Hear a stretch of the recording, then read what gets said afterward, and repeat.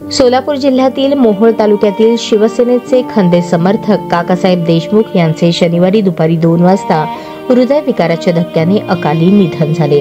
मृत्यूसमयी ते 62 वर्षांचे होते. नुकत्याच अतिवृष्टीमुळे मोहोळ भागातील गावागावात जाऊन लोकांना दिलासा देण्यासाठी ते दौरे करत होते. असाच दौरा आटपून त्यांना अचानक श्वसनाचा त्रास सुरू झाला.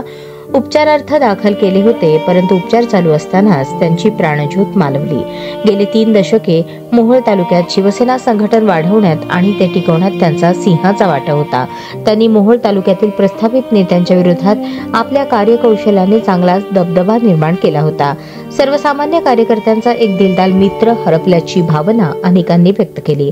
शिवसेना उद्धव बाळासाहेब ठाकरे पक्षाच्या उपनेत्या अस्मिता गायकवाड, शिवसेना लोकसभा क्षेत्रप्रमुख पुरुषोत्तम बर्डे, माजी जिल्हा परिषद सदस्य जालिंदर भाऊ लांडे, दक्षिण सोलापूरचे जिल्हा प्रमुख संतोष पाटील, प्रबोधन सेनेचे ॲडव्होकेट सुरेश गायकवाड आदींनी शोक व्यक्त करून आदरांजली वाहिली.